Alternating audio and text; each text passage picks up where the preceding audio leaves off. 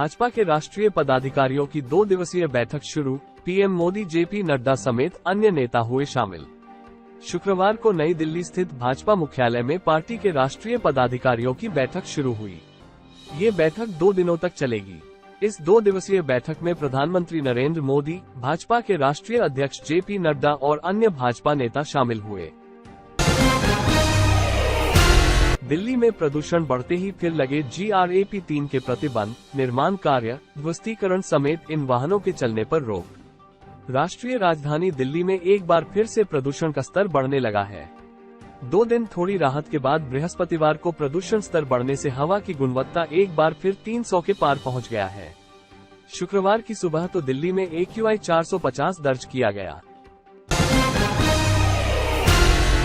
उत्तर प्रदेश में 31 दिसंबर से सर्दियों की छुट्टियों का ऐलान, 14 जनवरी तक बंद रहेंगे स्कूल।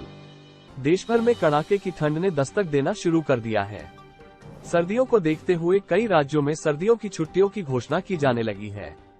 इसी कड़ी में उत्तर प्रदेश के director general school education department की ओर ठंड को देखते हुए विंटर वेकेशन से संबंधित जानकारी जारी की गई है। कारोबारी हफ्ते के आखिरी दिन महंगा हुआ सोना चांदी। शुक्रवार को गोल्ड और सिल्वर के प्राइस में तेजी देखने को मिली है। HDFC सिक्योरिटीज के अनुसार विदेशी बाजारों में तेजी के कारोबार के बीच राष्ट्रीय राजधानी में शुक्रवार को सोने की कीमत 300 रुपये बढ़कर 63,350 रुपये प्रति 10 ग्राम हो गई। पिछले कारोबार में सोना 63,050 रुपये प्रति 10 ग्राम पर बंद हुई थी। कर्नाटक में सूखे की स्थिति पर केंद्र सरकार गंभीर, उच्च स्तरीय समिति के साथ बैठक करेंगे अमित शाह। कर्नाटक में सूखे की स्थिति पर केंद्र सरकार गंभीर दिखाई दे रही है। सूखे की स्थिति को लेकर केंद्रीय गृह मंत्री अमित शाह 23 दिसंबर को उच्च स्तरीय समिति की बैठक की अध्यक्षता करेंगे। कर्नाटक के मुख्यमंत्री सिद्धरमैया ने शुक्रवार को ये जानकारी दी। कनाडा में भारत विरोधी तत्वों को मिल रहा स्थान मूल मुद्दा, ट्रूडो के बयान के बाद बोले अरिंदम बागची।